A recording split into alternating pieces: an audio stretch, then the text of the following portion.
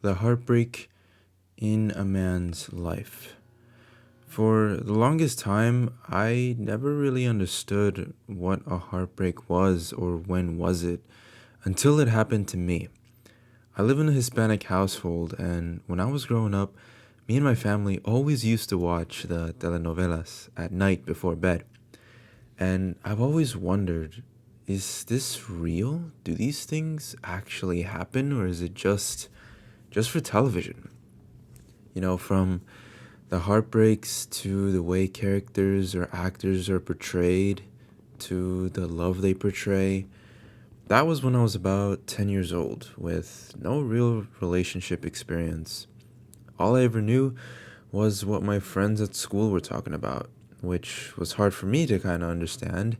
At the time, I was more of a, visual learner, and I'm still that to this day.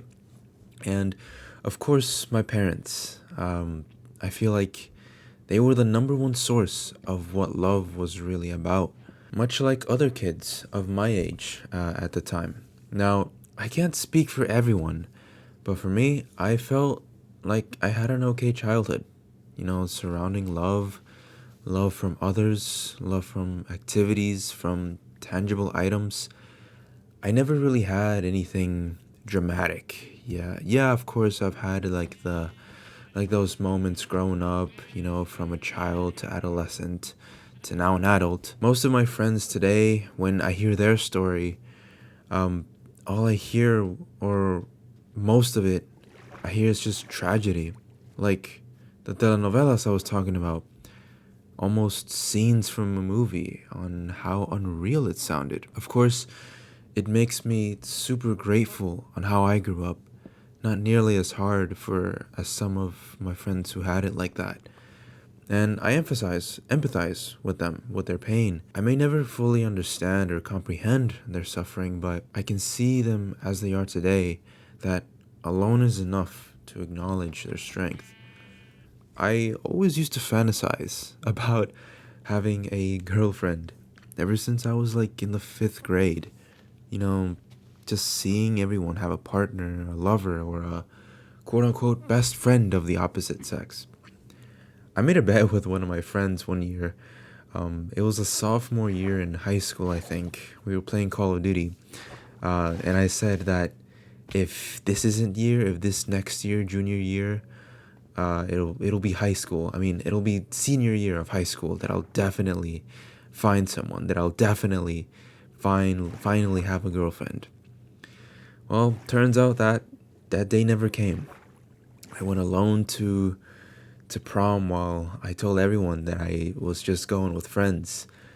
I really was just there to experience it because, it was 2019 and the following year we know what happens. Now, when I got out of high school, I remember finally meeting someone, like actually meeting a girl that I liked. But this story wasn't as great as I kind of remembered because how I met them was through Instagram. But it was from a friend. It was a mutual. You per se. This was someone who I had no idea they existed. I had no idea that they just got introduced to me by a friend who just kind of put me on in a way. And I kind of was, you know what? Let's do it. Let's see what happens. But my anxiety kicked in, my nervousness kicked in, and I was like, you know what? I'm not going to talk to them.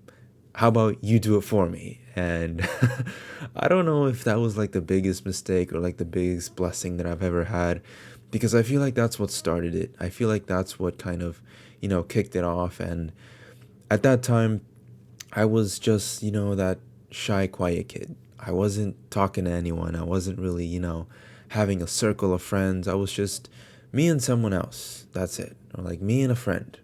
But that's really all I knew. And when I met this girl and when I finally, got to meet her in real life after we had a few conversations, everything was really good. I finally felt what kind of liking someone or having them like you back kind of felt like.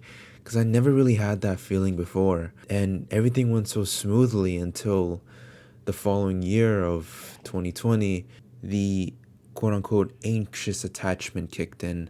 like the I want to know where you are, or like how are you doing, or like the text messages. When when I look back at it, I was so, I don't want to say it, but it was kind of clingy in a way. Like I always wanted to talk to them 24/7. Like I always wanted to know what they're doing, but that's not what love is, or that's not what actually liking someone is.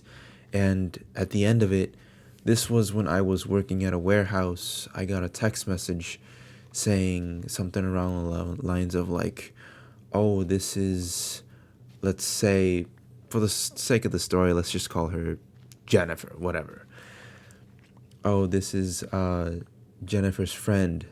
This is her boyfriend or whatnot. Like, if you keep talking to her in this certain way, um, things are gonna go bad." And when I saw that, I think it was through Instagram, because at that time she was distancing herself from me and I didn't know what that was. That's why I was getting so attached and so anxious. And so when I got that, that's when I knew what being broken was, what being heartbroken was. I didn't know what to do, what direction, because I was at work at the time. So all I did was just kind of freeze in my tracks, and I didn't really know how to react to it. Just probably cry when I was alone, when I was back home. And this didn't stop, because a few months later, in the same job, I met someone else. This time in real life. This time with no friend intervention or no friends talking for me. This was just me. But this time I was just blinded by hope, blinded by the fantasies of like the what ifs, the times where I fantasized a life with them at one point. At that time I kind of forgot what just being friends felt like. Like the urge, or like the heartbreak of the past, that I needed to get it replaced somehow. I chased something that was never there.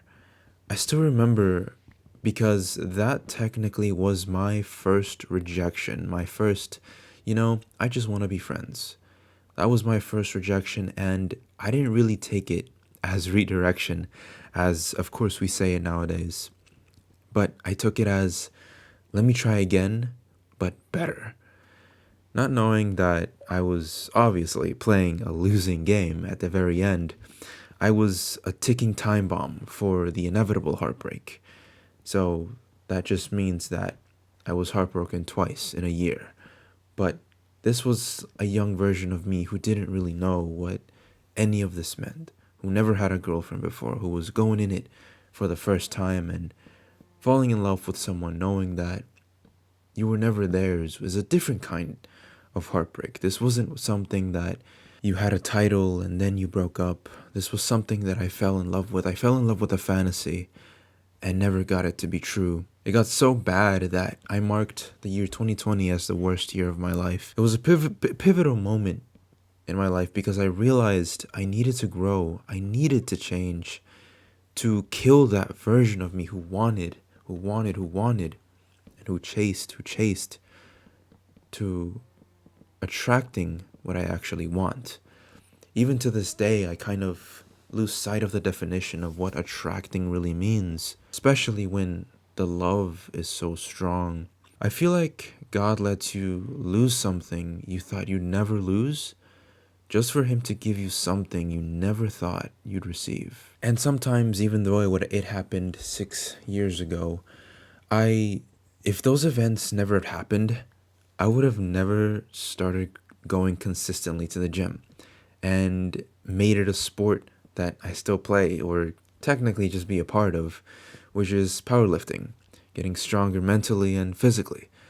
And most likely have never gotten another job if it technically worked out. Because if it did, I'd probably still be there, or another trajectory in my life would have taken place.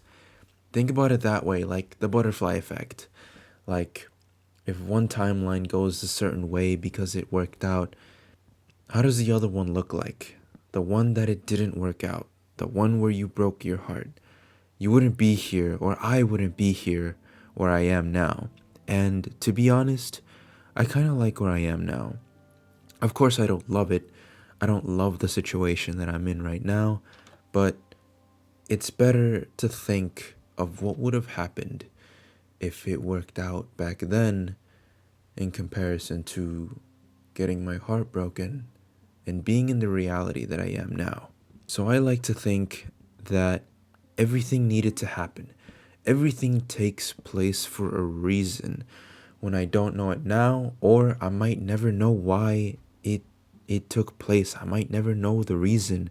But as long as I'm living it, as long as I am living the reason that I didn't know back then I feel okay.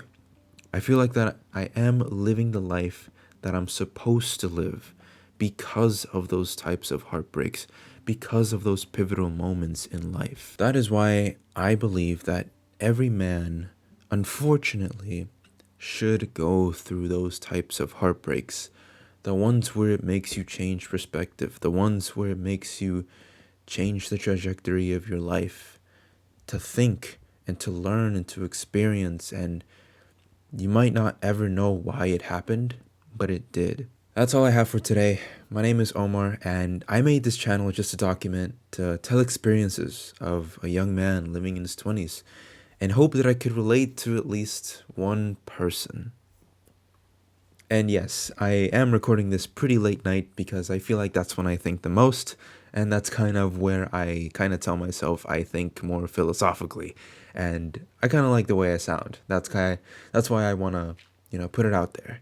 But if you made it this far, thank you so much for watching, and I'll be sure to upload some more of these, more topics, because I love talking about these. But yeah, thank you so much, and you have an amazing, great rest of your day.